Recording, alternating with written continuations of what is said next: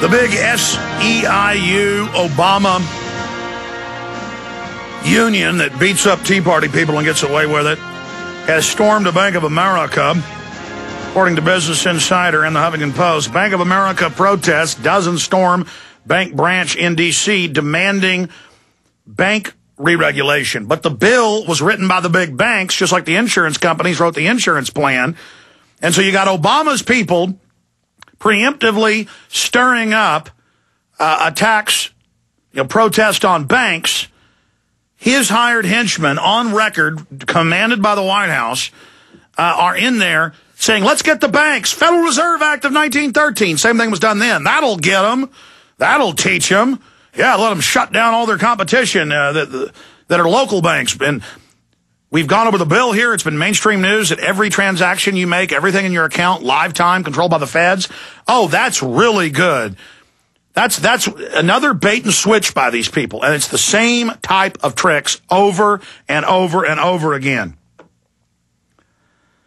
Why can't people get more sophisticated? I guess they are starting to get more sophisticated, but we don't have time for an education curve here, folks. This is crash course in brain surgery. And I know my general audience is smarter than I am in most respects. I'm not talking to my old listeners. I'm talking about new people tuning in and these idiots with these unions.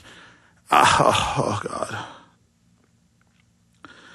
I mean, it's like Grayson saying we've defeated the Fed. Oh, yeah, it's just taken over right now by changing Ron Paul's bill in the Senate and then telling people with Bernie Sanders that it's a defeat of the Federal Reserve. Bull.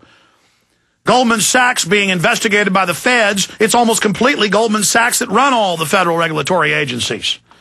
They're going to burn some mid-level trailer on Timberwolf.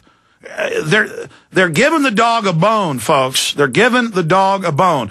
We're going to continue with your calls this hour. Webster Tarpley pops in for only 5 minutes with his inside take on what's happening in Thailand. For the rest of the hour, we're joined by Gary-Franchi on states' rights, on taking our counties and cities back, on having real sustainable local communities, not globalist takeover sustainability. It's all covered in Don't Tread on Me, Rise of the Republic, with Michael Bagnerick, myself, Richard Mack, Charles Key, and many, many others. The DVD has been shipping out since Friday at Infowars.com. The trailers are up at Infowars.com. Gary-Franchi, of course, the Lone Lantern Society and Restore the Republic. He took that over. It was the second in command there when Aaron Russo died, and the great work he was doing with his movement to end the Fed. And, of course, America, Freedom to Fascism. He produced the film with William Lewis, and we are honored to have Gary-Franchi here with us today to talk about everything that's happening. Gary, good to have you. Alex, it's a pleasure to be here. Thanks for having me back. Well, I mean, so much is going on, so much is happening. The solution is this film. You can hand this to somebody, the difference between a republic and a democracy. Break it down for folks, why they need to get and have viewing parties and show it to everyone they know. Rise of the Republic, Don't Tread on Me. Well, Alex, the reason we made this film is because so often we're asked, well, where are the solutions? All I hear is the problem, the problem, the problem. So that's why we set out to make this film. And it's sort of like it's like an unofficial sequel to Camp-fema, if you would. Because if you're watching the end of Camp-fema, we start to go into states' rights. And I got the idea one night when I was watching and screening Camp-fema once again.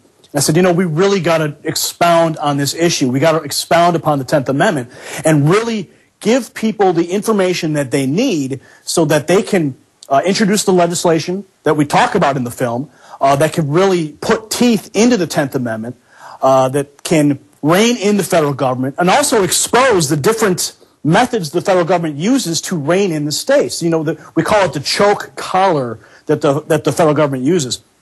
So it's not just about states' rights, but we also talk about empowering the individual with the Second Amendment and what that really means. And we talked to Edwin Vieira about the constitutional militia. We talked to Charles Key in Oklahoma, one of the big proponents of the 10th Amendment, spearheading the 10th Amendment movement in this country. So it's really just it's an excellent cross-section of movements, action, and what people can do to take back this country. And history. I mean, over and over again you explain the difference between a republic and a democracy. Break it down for folks.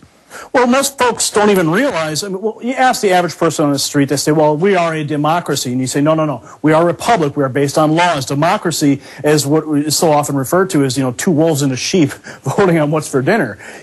Majority rules. And that's not necessarily the case here. It is the law that is in control. It's the Constitution that is the foundation for this country, and that's what the film's about. It's about restoring the constitutional values of this nation. Democracy is very dangerous. I mean, if you have a democracy, I want to go back to Greece 2,400 years ago.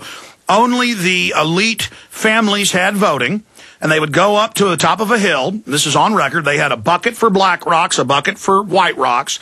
And a white rock was a yay, a black rock was a nay, and that was the first parliamentary procedure. And they had a little amphitheater, and there was a cliff about 100 yards away. And this is historical fact. And they had different voting centers. And routinely they'd have a vote on, we're mad at this philosopher. He's calling, for overthrowing our corrupt system. And they would vote to kill him or not, and they'd go throw him off the cliff. Or chop his head off. So in a democracy, if you can get 51% to vote to steal somebody's ranch or farm or business or make them pay more taxes, then you can do it. In a democracy, in a republic, everyone is protected by that Bill of Rights, and nothing can overturn it. And if someone tries to, they are a tyrant.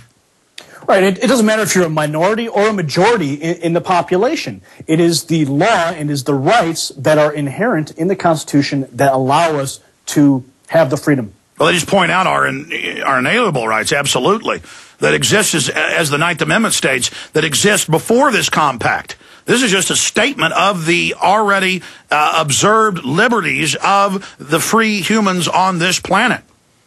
Well, you're absolutely right, Alex. And, the film itself, I love the video you made, and you kind of smirked in the video, and you said the Southern Poverty Law Center is really going to love this film. Camp-fema was out there for them, apparently, but this film is really going to get under their skin, and we're going to send them an autographed copy.